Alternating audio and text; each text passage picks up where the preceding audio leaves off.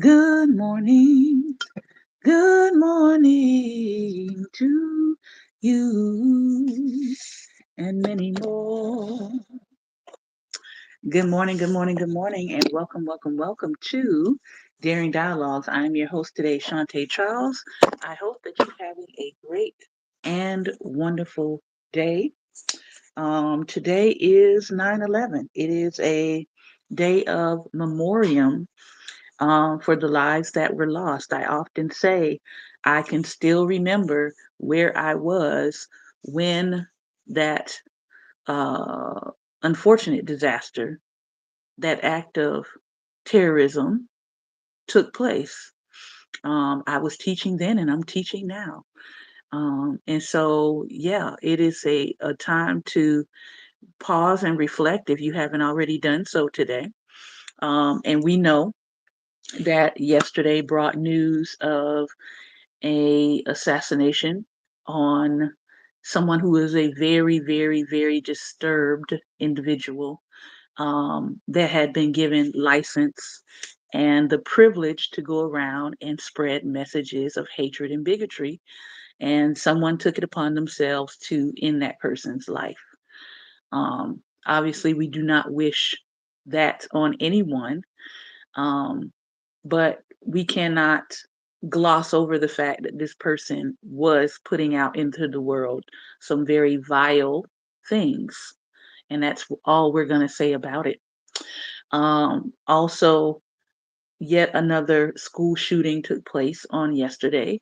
Um, so we definitely want to uh, look out for and to lift up those students and those families. As far as I know, no one was unalived in that. But anytime you have something like that happen in a school setting, it's always traumatizing. And so I hope that those students and teachers and administrators and parents are getting the support and help that they need. We're going now into the book, The Spirit of Justice: True Stories of Faith, Race, and Resistance. And I'm only going to be reading a short segment today, and then we're going to have some talk back. Um, but also next week, I want to remind you that we'll be getting into this book. So we'll be alternating between The Spirit of Justice and Reparations for now. We do have some other books lined up, but these are the main two that we're going to be looking at. The Spirit of Justice. So let's jump right into it. In the years since I heard Murray Evers Williams speak those words about the spirit of justice, I've often pondered their significance. As I've studied history, I've found a pattern of endurance, not only in her life, but in the centuries long struggle for Black freedom. Time and again, people endured the most horrendous results of racism, but somehow they kept going. They kept working and loving and fighting and moving toward a better future. But how?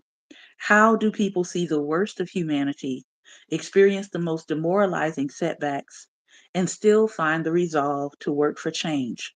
How do they not give up? What keeps them going?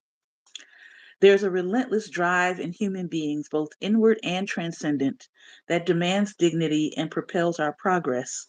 It is the spirit of justice. And good morning to those of you coming in. It is the conviction to continue the struggle no matter the odds or the obstacles. It is the heartbeat of people who hunger and thirst for righteousness. It will not concede. It will not let the evil of racism and inhumanity prevail. It will not quit until justice rolls down like a river. This book probes the depths of history and asks the question, what manner of people are these who courageously confront racism instead of being complicit with it? And what can we learn from their example, their suffering, their methods, and their hope? The spirit of justice is a force for liberation. It inspires strength in those who understand that they must play a part in making the world kinder and more equitable. The spirit of justice animates action. It molds hearts and strengthens hands for the work of correcting oppressions. It keeps weary feet moving on the protest path. It uplifts the souls of those persecuted for the sake of righteousness. It is finding your second, third, 50th win as an aged activist pushing further for just a bit more progress. The spirit of justice is reflected in the human spirit, the indomitable will of oppressed people everywhere to rise up and throw off the burdens of injustice. The spirit of justice is found in every culture, continent, and community. We see it expressed in those who struggled for freedom against apartheid in South America, colonialism in India, and labor exploitation in Mexico. It is the repressible instinct that says, I will not endure indignity. I will make you see my worth, and you will treat me accordingly. What history teaches us about the spirit of justice? In this book is a historical survey marching us through U.S. history from the colonial era to the present day. A historical survey provides an overview of a long period, necessarily moving briskly in order to spot trends and patterns. Since history is so dense, it is impossible to include every single relevant event in a single work, which is true of any historical study. But the historical data presented here is representative of the subject of this book, the spirit of justice. The people and their stories demonstrate that in every second of U.S. history, this justice has been present among those who had the courage and imagination to pursue a better future. Most of the stories we'll read focus on Black Christian resistance to anti Black racism. Throughout the history of white supremacy, Black people have been motivated by their own faith to resist dehumanization. They have understood their divinely bestowed dignity and asserted their equality in the face of crushing oppressions. As one of the few totally Black controlled and independent institutions, Black churches played a major role in the resistance. Now, we know um, probably every other day I'm hearing somebody say something about the Black church and where the Black church is now in terms of resistance, in terms of how complicit Black churches are now in what is happening. Um, the white supremacy cloaked in Black face in a lot of Black spaces amongst Black religious leaders. These are all problems. These are problems. So we're not going to sugarcoat that. Um, Black evangelicalism tied to evangelicalism, which is tied to white supremacy, that through line can start to be seen more recently in the ways in which Black leaders are conducting themselves across pulpits. Some of them are starting to sound more like slave masters than they are like spiritual guides. And people are taking notice. But if you go back and look at the roots of the person that's sounding that way, you can more than likely trace it back to some sort of white supremacist origin or inspiration or leader that mentored them that flows heavily in white supremacist doctrines and tropes. You can almost trace it back. There hasn't been one yet that I haven't looked at and said, oh, I see why that person is saying this because they're attached to this person, this organization, etc., etc. All right. But we're not going into all of that today. We don't have time to. Excuse me. As one of the few totally Black controlled and independent institutions, Black churches played a major role in resistance. Some still do. Some of them are flowing into the hands of white supremacy. That is just where we are. The Black church itself is in many ways a direct response to the racism embedded in many sectors of predominantly white Christian traditions that arose in the United States. This focus on Black Christian resistance to racism should not suggest that other groups do not have their own stories of resistance that are worth telling. Indeed, people across the racial and ethnic spectrum, including white people, have demonstrated solidarity in movements to oppose anti Black racism. Some of them will be part of this book, in case you didn't know any of them. Any historical survey of the resistance to racism reveals that anyone, whatever their race or ethnicity, can join the cause of racial justice. The people featured in this book are not perfect, far from it. In fact, some are problematic in what they believed or what they said or did. They may have had harmful ideas about gender and sexuality. Their efforts to fight racism may have been tainted by paternalistic notions. They may have had abrasive personalities or even big egos. Some of their ideas about fighting racism may seem antiquated by today's standards. No one in this study is meant to be a total model of exemplary behavior in every way. From a Christian standpoint, there is only one perfect person. His name is Jesus the Christ, and not one of the figures profiled in this book is him. Even the lives of imperfect people can be instructive, though. Flawed as they are, they still took bold and meaningful stances against racism. I've tried not to include people whose harmful actions overshadowed the good they did and made them into notorious figures. But because my knowledge is not all encompassing, I may not have been aware of some pernicious acts perpetrated by the people presented here. If an oversight of this kind occurred, as the saying goes, credit it to my head and not to my heart. In any case, we should always remember that all human beings have proverbial feet of clay. We are all subject to flaws or failings and shortcomings. The same is true with these historical figures. Even as they displayed courage and creativity in pursuing racial justice, they may have fallen woefully short in other areas.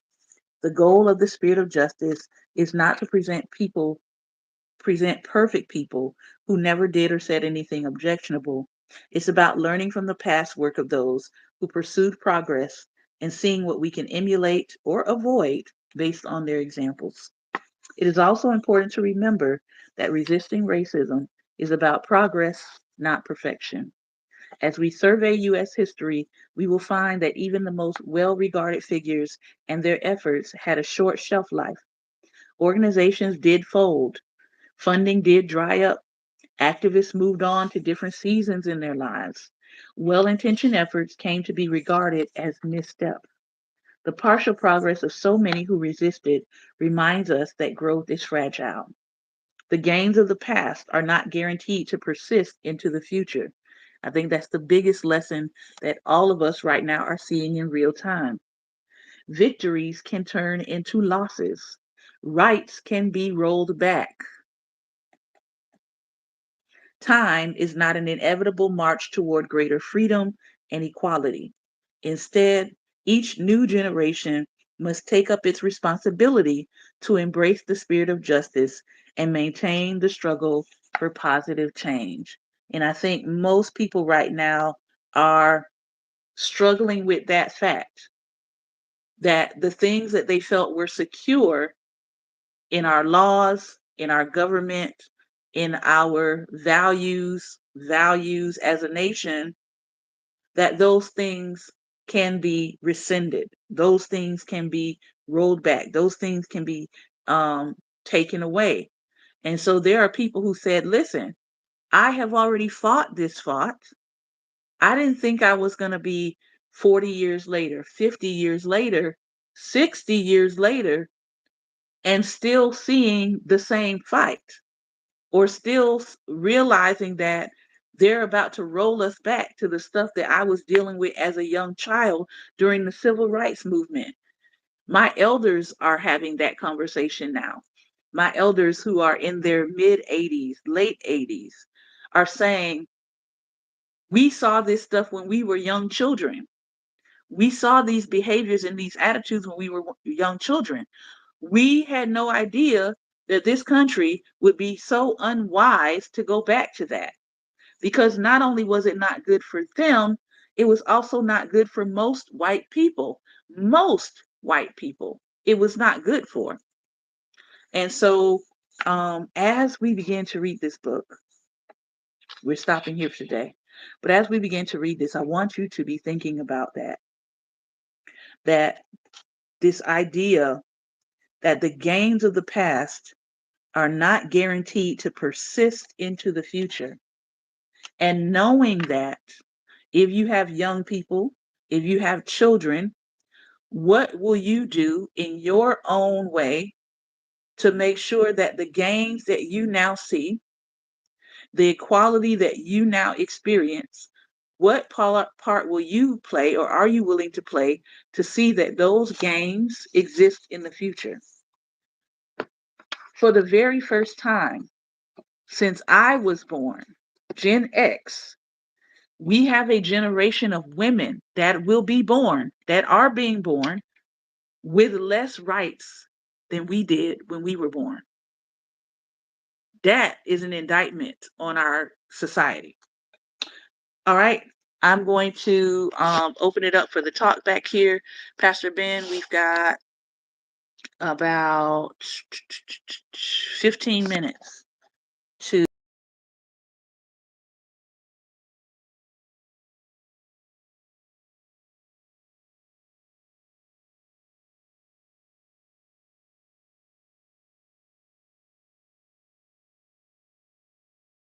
All right, I have sent you the link here. And again, we've got about 15 minutes to chop it up and talk about the spirit of justice.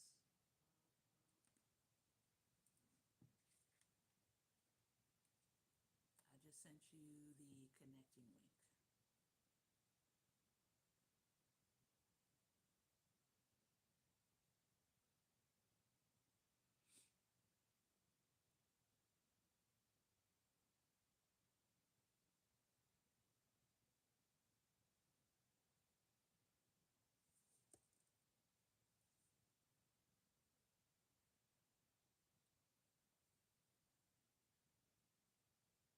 Good morning. Good morning. Can you hear me? Can you see me? I can hear you. I can see you. Perfect. All right. Tell me your thoughts. Hmm. Well, as I said before, I I remember remember the the separate separate beaches, beaches, Mm-hmm.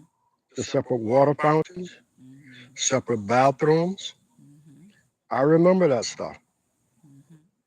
Okay. And And I I kept kept telling telling people people they they want to want take to us take us back back there. there. They were They were telling me telling that me I'm that I'm crazy. crazy. We can't, we We won't go won't back go there. back there. We told them too, Pastor. We told them we've been telling them since 2012.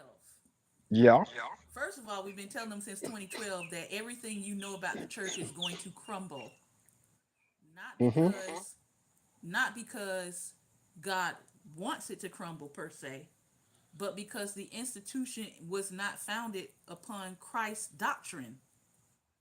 That's Right. why it's going to crumble. And so I see a lot of people having this existential crisis about the things that they see in the church. And the reason why is because people keep trying to connect church to your being. Hmm. Hmm.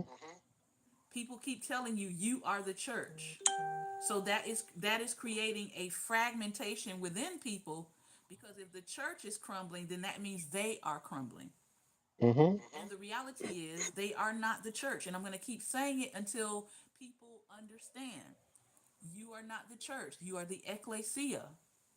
The word ecclesia and the word church do not come from the same source. Nope. Go look up what ecclesia means and go look up what church means. Don't take it from me. Go look at the two different words and find out what they actually mean. You are a part of the gathered body of believers. That is the ecclesia. The church is the institution. And they keep trying to make you a part of the institution, which is why there's a cognitive dissonance happening because if the institution is having all of this stuff in it and the corruption and all of that, then you're essentially saying that people are part of the corruption and they cannot divorce themselves from it, and that is just not true. It's not true. And so the first reckoning of the mind, right, has to be that I am not connected to the institution. I may have joined an institution, I serve in an institution, but I am connected to the universal body of believers known as the ecclesia. Mm-hmm. And I know there's 5011 bishops that are going to disagree with that because And they are a part of the institution. that part. That part. So they're not going to teach you that you are not the institution because that's what they've been taught to tell you, that you are a part of the institution to keep you in the institution and serving the institution. But the truth is, you are not the institution and the institution is not you. Mm-hmm. And once you realize that, you can begin to objectively look at what the institution is doing and then compare that to who Christ said we are supposed to be and who we are, and then be able to say, you know what? The institution is not what Christ came for. He came for us, the ecclesia. So when people say they left the church but not God, that is what they're talking about. Mm-hmm. They're telling you they left the institutional things that have corrupted the nature of what Christ intended. Mm-hmm. It doesn't mean they're wrong. It doesn't mean, they're ungodly. It doesn't mean any of that. So I don't get offended when people say they dislike church or they dislike what's happening in church. I'm like, Jesus would dislike it too. He would. He would.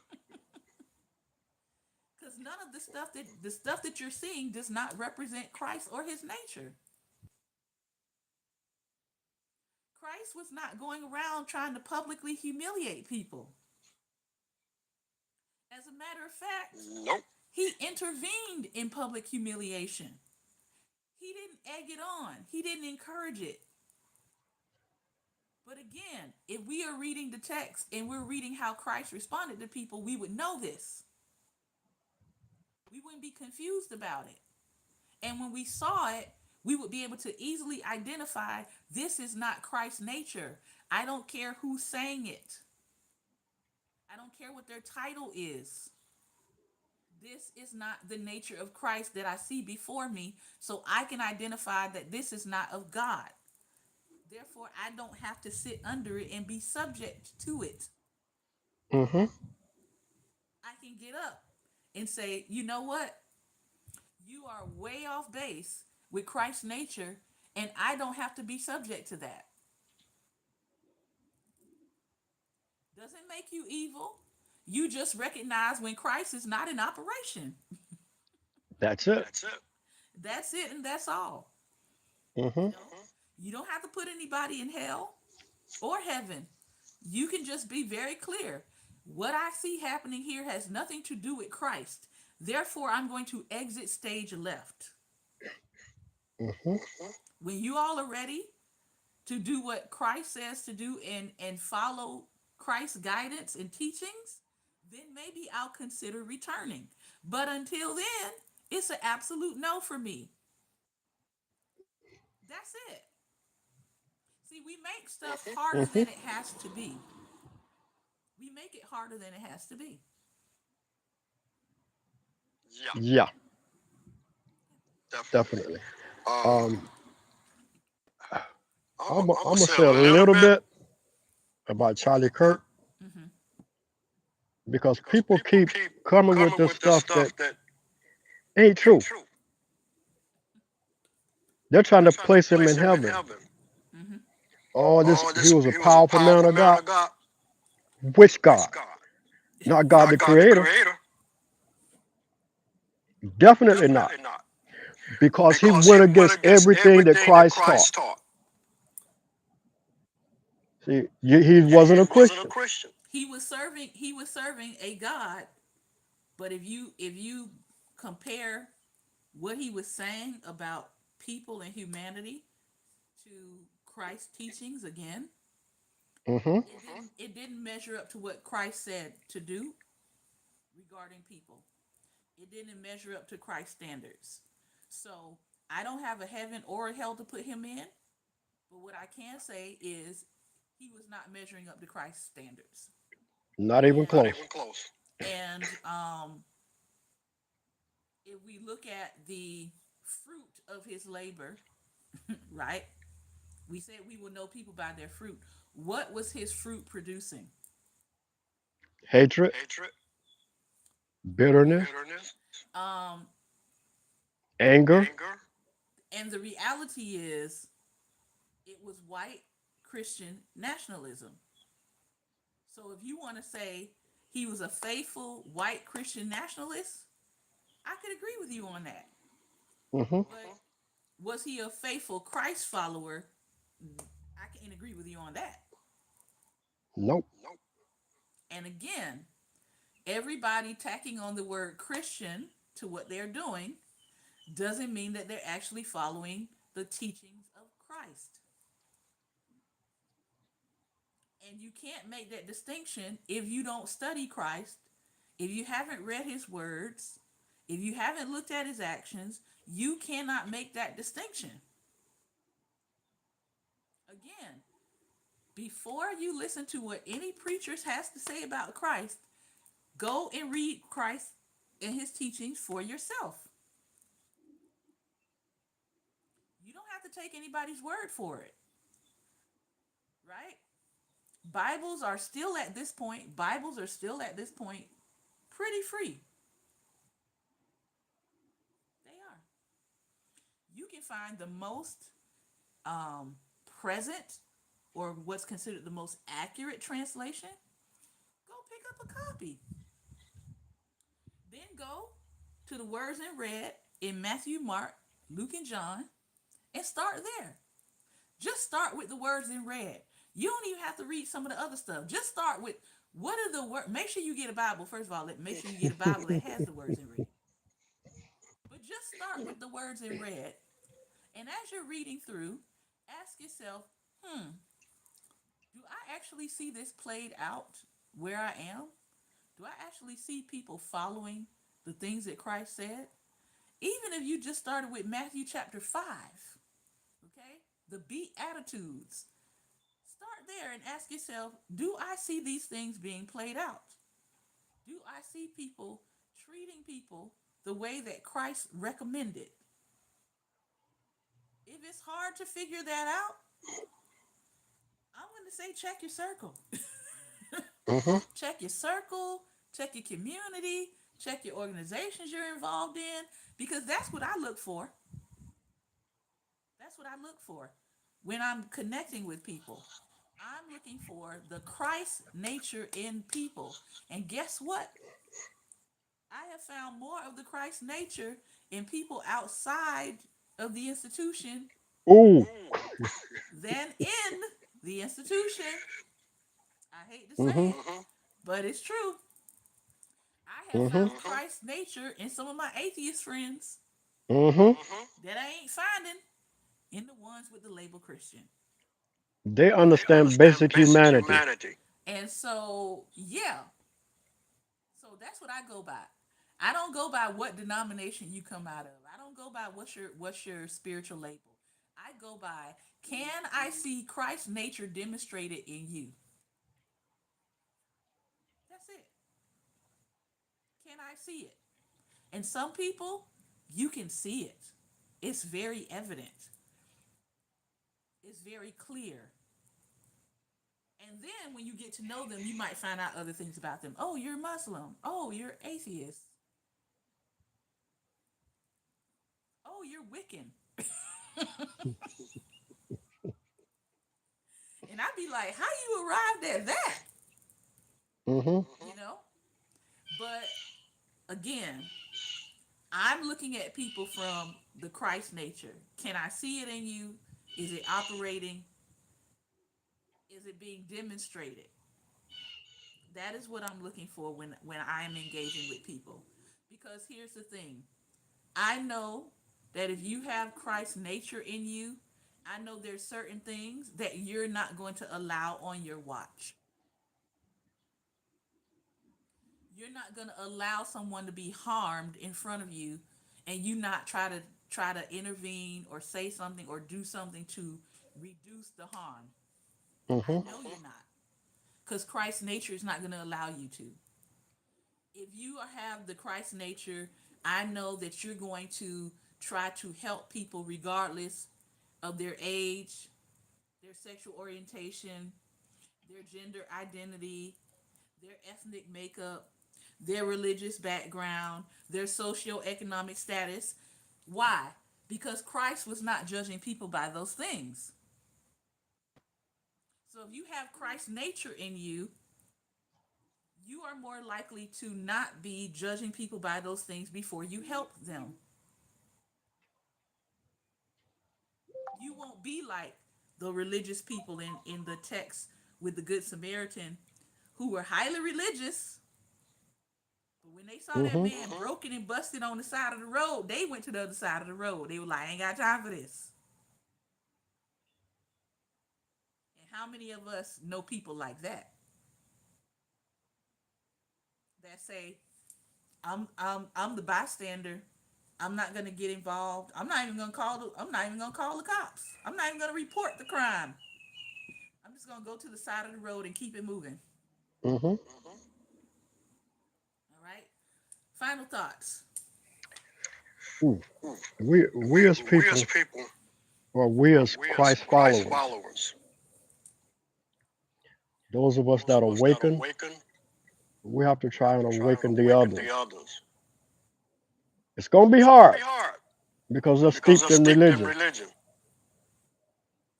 And when a And when person a is person is buried in buried in religion, religion, it's it's hard for hard them to for them to see see that that religion is religion is wrong. wrong. And it's And really it's about really about relationship. relationship. So, but with the try, we have to try because We have to try because when we when we can love, wake we unite.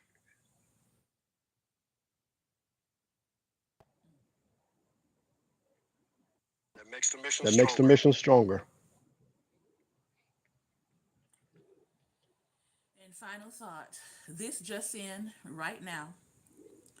Security expert warned Mr. Kirk that he would 100% be unalived at a speaking event 6 months ago. He was warned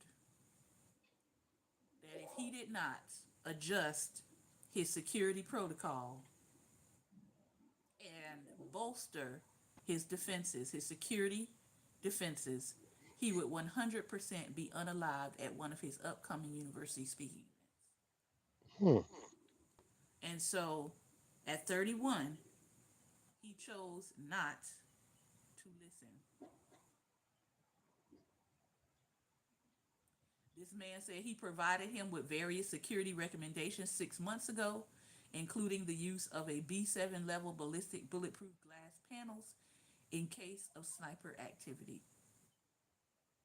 I told him that a sniper would probably go for a headshot, which means it was of critical importance to have the ballistic glass on the stage, he revealed to the publication.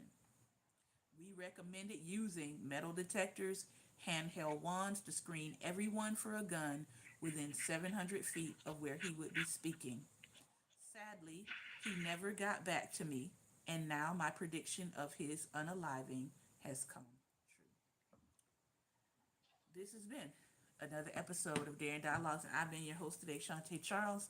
I want to thank you for your time and attention as we continue to talk about this topic, the spirit of justice.